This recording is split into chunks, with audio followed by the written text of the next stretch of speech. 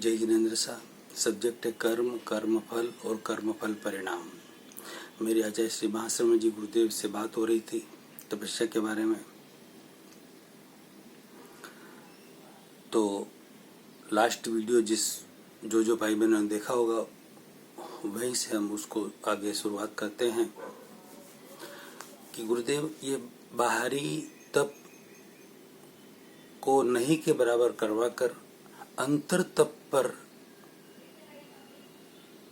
तप ही ज्यादा करवाना चाहिए और अंतर तप को ही ज्यादा से ज्यादा, अंतर तप की ही ज्यादा से ज्यादा प्रेरणा आपकी ओर से भी और सब साधु संतों के ओर से भी पूरे भारत में देनी चाहिए। बाहरी तप की लगभग जरूरत ही नहीं है। सिर्फ स्वास्थ्य की दृष्टि से जो जितना करना चाहे उतना करे, बाकी जरूरत ही नहीं है।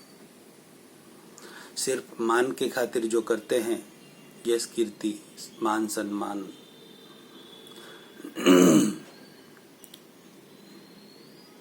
ख्याति वगैरह बढ़ती रहे उसके लिए करते हैं तो मान बढ़ जाता है और मान बढ़ने से अधोगति होती है, कषाय बढ़ जाता है। तो गुरुदेव ने फरमाया कि जिनका कषाय बढ़ रहा है वो खुद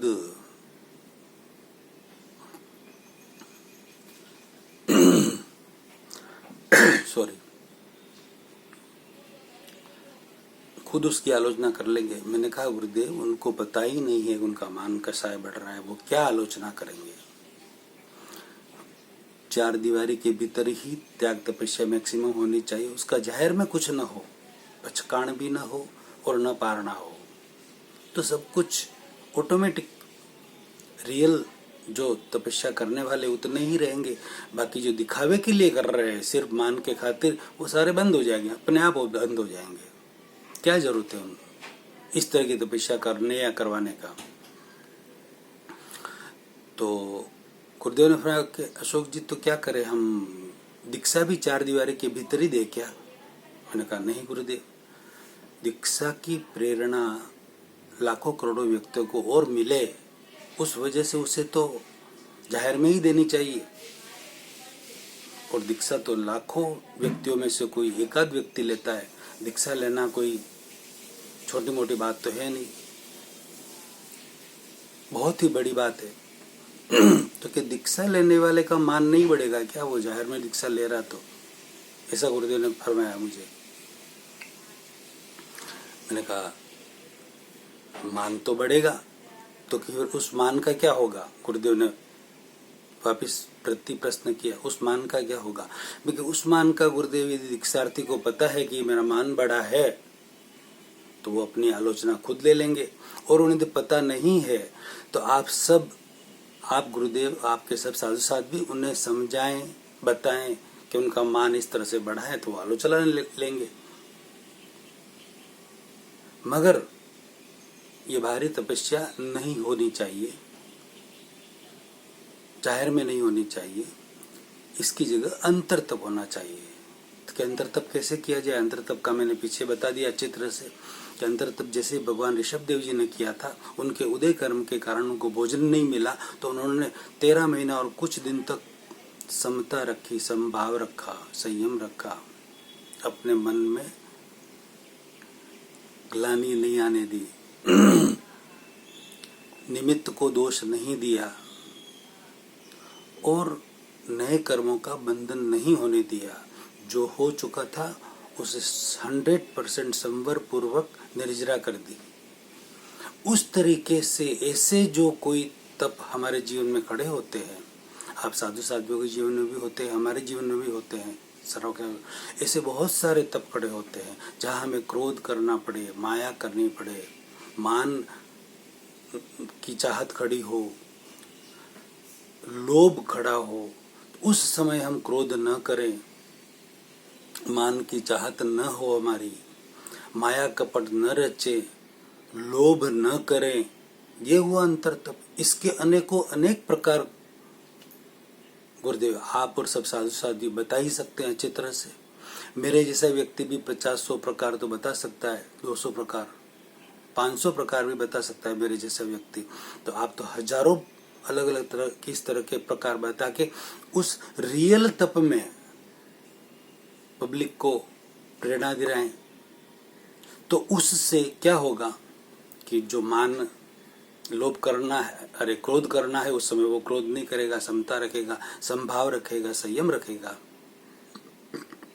तो क्रोध नाम का कषाय कम होगा।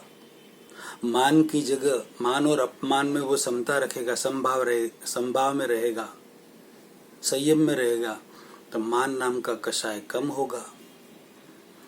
माया कपट नहीं करेगा, झूठ चोरी वगैरह नहीं करेगा। ऐसा कुछ प्रसंग आ जाए उसमें समता संभाव रखेगा तो माया नाम का कषाय कम होगा। जहां लोभ करना है वह लोभ नहीं करेगा, समता रखेगा, संभाव रखेगा, तो लोभ नाम का कषाय कम होगा। उससे आत्मा उज्जवल होगी ना गुरुदेव। इस बाहरी तप से तो सिर्फ शरीर को फर्क पड़ता है, इस औदारिक शरीर को। आत्मा को तो कोई फर्क पड़ता ही नहीं है, आत्मा तक उसकी पहुंच है ही नहीं है। आत्मा भोजन करता ही नहीं है तो उसे भूखा रखा भी नहीं जा सकता। ये शरीर भोजन करता है तो इस शरीर को ही भूखा रखा जा सकता है और इस शरीर को ही फर्क पड़ेगा, आत्मा को तो कोई फर्क पड़ेगा नहीं। आत्मा को अंतर तप से ही फर्क पड़ेगा। तो गुरुदेव अंतर तप की जबरदस्त प्रेरणा दी जाए।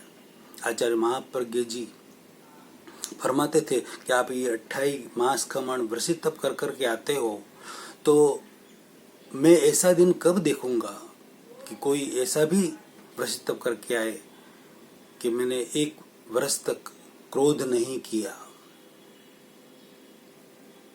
ऐसा कोई वृषित तप करके आए, मैंने 1 महीने तक माया नहीं रची, कपट नहीं किया। ऐसा कोई मांस खमन करके आए, मैंने 8 दिन तक कोई मान सम्मान की, अपमान हो या अपमान हो दोनों में मैं सम रहा, समता रखी। ऐसा कोई व्रत तप करके आए। मैंने 6 महीने तक कोई लोभ नहीं किया। ऐसा कोई तप करके आए, ऐसा अंतर तप करके आए। ऐसा दिन मैं कब देखूंगा, ऐसा महाप्रज्ञ जी कहा करते थे। तो वैसे तप गुरुदेव करवाए जाए तो उससे हमारी आत्मा के ऊपर से आवरण हटेंगे। बाकी इन सब से तो नहीं हटेंगे, न इनसे कोई, हाँ नए सिरे से अच्छी तरह से करते हैं तो पुण्य का बंध होगा, नए सिरे से कर्मों का बंध होगा। कर्मों की निर्जरा नहीं होगी, आत्मा के ऊपर से कर्मों की निर्जरा नहीं होगी, संवर रहित निर्जरा होगी, बंध सहित निर्जरा होगी। अब आगे बढ़ते हैं कि और कौन सा कर्म ऐसा करें। कर्म यानी कि कर्म अच्छा भी हो सकता है, बुरा भी हो सकता है। कौन सा ऐसा शुभ कर्म, धार्मिक कर्म किया जाए जिससे कर्मों की निर्जरा हो। तो फिर कि माला जप करो,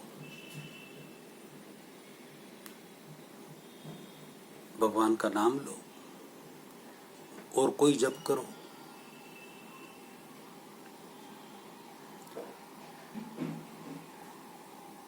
तो माला जप करने से, ध्यान करने से, भगवान का ध्यान करने से, कोई भी मंत्र की माला गिनने से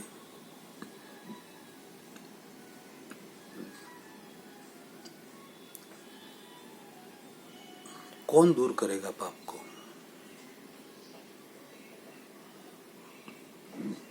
ये बात तो पहले हो चुकी है हमारी। मंत्रों से, स्तोत्र से, माला जप से, भगवान का नाम लेने से हमारे दोष दूर नहीं हो सकते, पाप नहीं कट सकते। भगवान साक्षात हाजिर हो तो वो हमें रास्ता बता सकते, उस रास्ते पर हमें चलना होगा। पाप दोष हमने किया है, हमें ही उसे दूर करना पड़ेगा, कोई दूसरा दूर नहीं कर सकता। तो ऐसी कौन सी आराधना, कौन सी साधना जो है जिससे पाप दोष दूर होते हैं, नष्ट होते हैं। सिर्फ और सिर्फ प्रतिक्रमण, आलोचना, पश्चाताप, प्रायश्चित, पछतावा, लगभग चारों शब्द प्रतिक्रमण को छोड़कर, माफी मांगना और प्रत्याख्यान करना, इन सब को छोड़कर इससे भी पुण्य का तो बंद होगा ही, लेकिन इससे आत्मा के ऊपर जो आवरण है क्रोध मान माया लोभ का, राग द्वेष का, उससे जो पाप बंद हुए हैं उस पापों से छुटकारा मिलेगा। आंशिक भी, अंश मात्र भी निर्जरा होगी, आत्मा के ऊपर से आवरण कम होंगे। सिर्फ और सिर्फ आलोचना से, पश्चाताप से, पछतावे से, प्रायश्चित से। कोई दोष हुआ है तो आलोचना करो, प्रायश्चित लो, पश्चाताप करो, पछतावा करो और उसका प्रतिक्रमण करो, माफी मांगो और दोबारा ऐसा नहीं करने का प्रत्याख्यान करो। उससे हमारे पाप दोष दूर होंगे, 100% होंगे।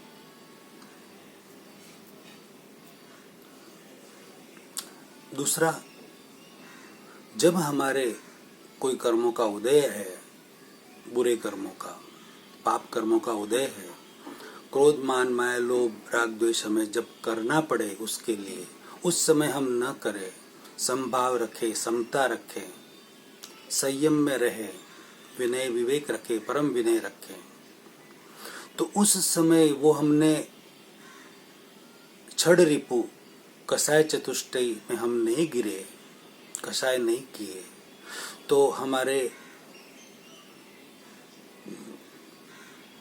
जो कर्म आए थे उसकी अच्छी तरह से निर्जरा हो जाएगी आत्मा के ऊपर से, उससे कर्म दूर होंगे।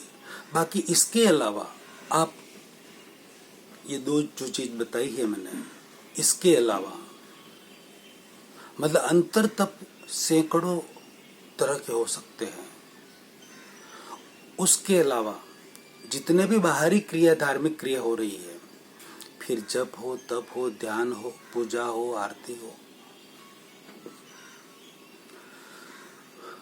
त्याग हो, तपस्या हो, कुछ भी हो, किसी भी तरह की यात्रा करो, देव दर्शन करो, तीर्थों में जाओ आओ, गंगा स्नान करो, त्रिवेणी संगम में स्नान करो, कुछ भी करो, उससे पाप दोष दूर नहीं हो सकते। अंतर तप से जब तक आत्मा को प्रकंपित नहीं हो, आत्मा को प्रकंपित हम नहीं कर पाएंगे, तब तक अंतर तप से ही होगा, वो बाहरी तप से नहीं हो सकता। हठ योग कर ले, जंगल में जाकर कोई योगी, तपस्वी, त्यागी चोटी बांधकर नहीं होगा। नए सिरे से यदि शुभ कार्य कर रहे हैं तो नए सिरे से पुण्य का बंध होगा। जितने भी आप कर रहे हैं, जो भी धर्म के नाम पर जो भी कार्य कर रहे हैं, उससे यदि आप सही तरीके से कर रहे हैं तो उसका पुण्य का बंध होगा, और सही तरीके से नहीं कर रहे, आपके भाव गलत है उस समय, तो पाप का बंध भी हो सकता है। ऐसे योगी चोटी बांधकर या पैर को उल्टा कर कर, मुंडी नीचे कर कर, पैर उल्टे कर कर भी तपस्या करे, साधना करे, उससे भी नहीं हो सकता। सिर्फ और सिर्फ अंतर तप के बिना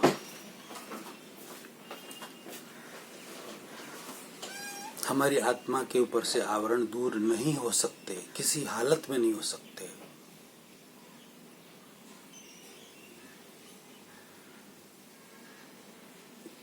तो अंतर तप के अनेकों अनेक प्रकार है। मेरे पीछे की वीडियो आप तपस्या के ऊपर मैंने पीछे लगभग 45 वीडियो, 44-45 वीडियो बनाए हुए हैं, उनको आप डिटेल में देख सकते हैं अच्छी तरह से। उसके अंदर बहुत अलग अलग तरह के अंतर तप के मैंने प्रकार बताए हुए हैं। तो वो सब करने से आत्म उज्ज्वलता, आत्म निर्मलता बढ़ेगी। आत्म कल्याण के मार्ग में आप खूब आगे बढ़ सकेंगे, 100% बढ़ सकेंगे। अगला प्रवचन अगले वीडियो में लेते हैं। गूढ़ रहस्यों वाला वीडियो ये, और पीछे के सारे वीडियो लाखों करोड़ों व्यक्तियों में शेयर कर इस जागृति को फैलाएं। लाखों करोड़ों व्यक्ति आत्म कल्याण के मार्ग में आगे बढ़े, अपना मंगल करे, अपना शुभ करे, सुखी हो, आनंद से जिए। औरों को भी ये प्रेरणा मिले, उसके लिए वीडियो को शेयर करें, अनुमोदना का पुण्य कमाएं। जय जिनेंद्र साहब।